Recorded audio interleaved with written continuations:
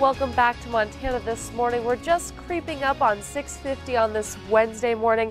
It's going to be a pretty pleasant day out there despite some winds. Ed will have the full forecast in just a couple of minutes, but first we're going to get to our headlines on this Wednesday. With a partial shutdown of the federal government less than a week and a half away, President Trump met with Democratic leaders at the White House. The sit-down with Senator Chuck Schumer and House Minority Leader Nancy Pelosi devolved into a bickering over the budget.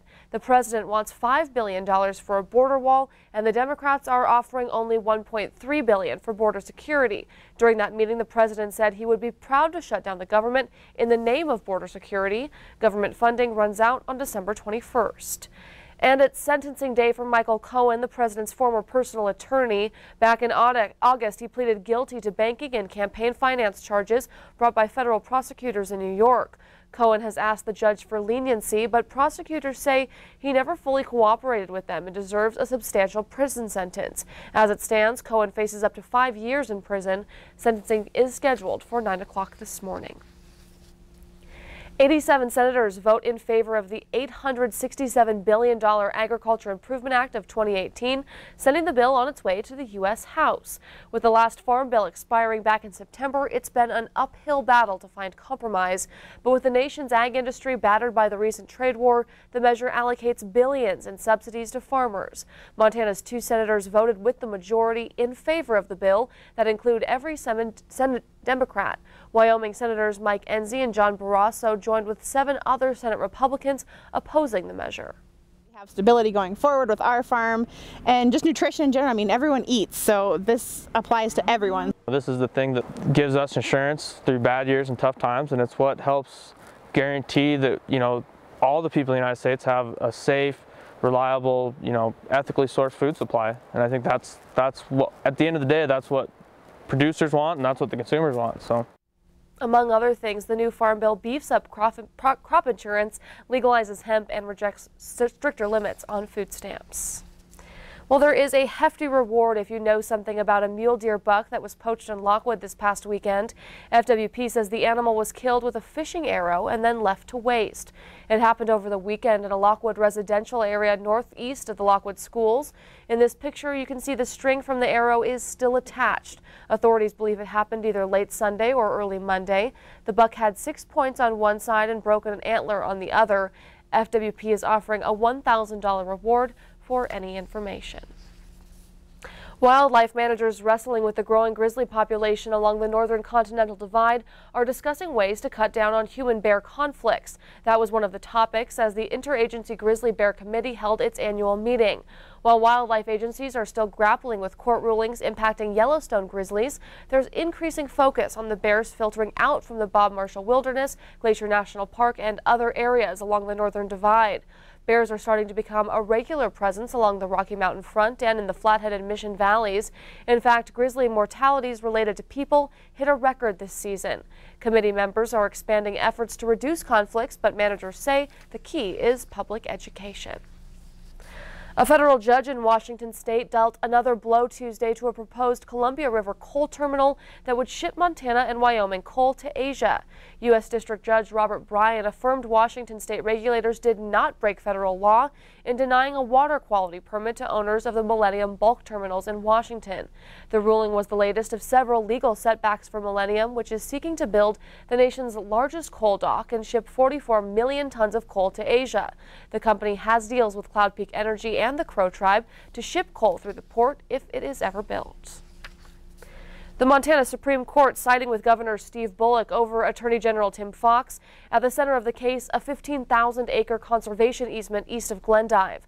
Under the agreement with Fish, Wildlife, and Parks, the landowners were to receive $6 million in federal and state money in exchange for opening their land to hunters and other recreation.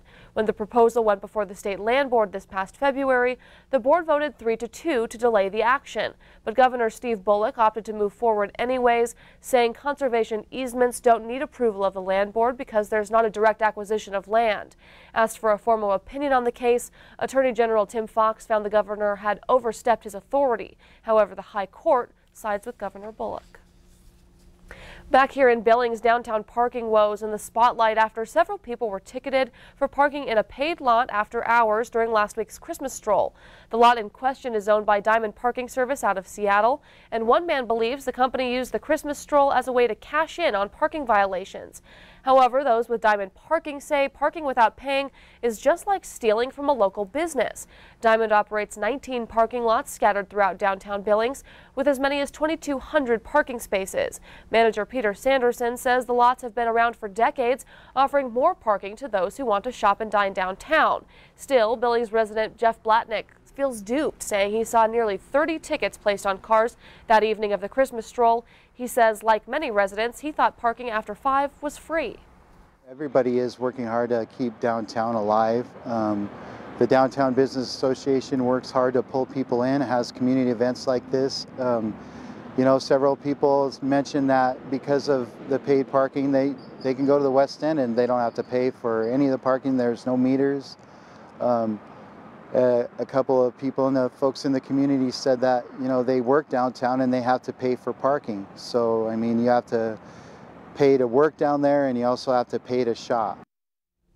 In light of Blatnick's complaint, Diamond Parking Service points out that all of its lots are paid parking 24/7 and are marked that way. During the Christmas stroll, Diamond offered a $3 rate, which covered 15 hours of parking to help combat the issues of drinking and driving. Well, it's hard to believe it's already mid-December, but still the streets of Billings are bare and dry.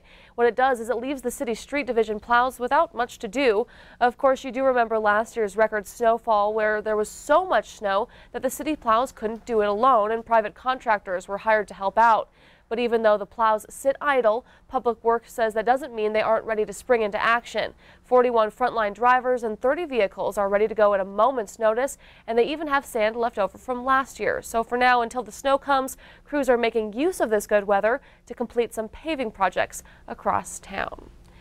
And of course, Ed now is standing by with a look at the weather. And Ed, it doesn't seem like snow's really on the way anytime soon. It's pretty nice out there. Very nice. We do have some areas where we'll see some showers today, Sammy, but as far as seeing accumulating snow, we're going to limit that to areas especially in central and western Montana. 42, a very mild start when you consider that's pretty close to what our average highs would be for this time of the year, but a southwest to west wind at 20 miles per hour. So today we'll still see a lot of wind in the mix. Some of the strongest winds occurred overnight and will continue into tomorrow. Even though the gusts will come down and won't be as widespread, tomorrow still expect some breezy periods for sure and some strong wind gusts. Heading into the weekend, we got warm and dry conditions on the way. Temperatures this morning are into the 20s, 30s to 40s. In fact, the 40 in Billings and Great Falls among a couple of the warmer readings on the map this morning. 28 in Dillon. We've got 34 in Sheridan. Warland, Wyoming, only at 20 degrees. For you in Miles City, it's 30. It's warm enough you can see some showers or a rain-snow mix across the eastern plains, and strong winds are definitely there. Billings, some of those gusts up to 28 miles an hour. At Livingston, off and on through the overnight hours, has been seeing gusts from 40 up to over 70 miles an hour. Did see one reported gust at 81 miles per hour. Strong winds down the East Mountain slope. So the usual wind-prone areas of the central portion of Montana continuing to look at some of the wind, but that will spread out as the day goes on. So the cloud cover, you see a few breaks in the clouds with our satellite this morning and some showers, but we'll switch over to just Doppler radar. You see some snow showers over into western Montana. This is going to cause some problems with some of the mountain passes, and then a few showers. This morning, even Billings could see a sprinkle and some showers across the eastern plains that are rain or a rain-snow mix. High wind warnings into effect for almost all of north central Montana into the mountain foothills just to our south, and then wintry conditions with winter storm warnings and winter weather advisories into western Montana today. This wind advisory will kick in tonight as our next cold front starts to push across the region. So some drier and warmer conditions during the day today. A few showers for the morning, but the wind really takes over for the afternoon and starts to spread into eastern Montana. Along that front, we can see a few showers develop as well. We're not worried that much about accumulation, but blowing snow is definitely a concern region-wide today as this front moves from west to east. Overnight, a lot of this strong wind will continue, and then tomorrow you see some showers here in northwest Montana. For us in southern Montana, northern Wyoming, definitely some windy conditions today, tonight, in the morning hours especially, and even though some of that wind will hang around into the mountain foothills, it'll fade into the plains. And then by the time we get into Friday, There's a lot of nice weather in store, and it looks like it's going to hang around for the weekend. So for today, 30s and 40s across Montana and northern Wyoming. Those winter weather conditions towards the west. Check conditions if you're going to be traveling. Very strong winds through the central portion of the state and traveling I-90 from Billings towards Bozeman. Also running into extremely strong wind gusts will cause some problems for high-profile vehicles. Temperatures into the 30s and 40s across eastern Montana and northern Wyoming for today. But the bigger story will be the winds increasing as the day goes on. You say, oh, the wind's not a big deal. By the time we get into the afternoon, it'll become a bigger deal across the eastern plains. And as we look at our extended Billings forecast, temperatures will start to warm up, and then we've got some warm and dry conditions that'll stick around through the weekend.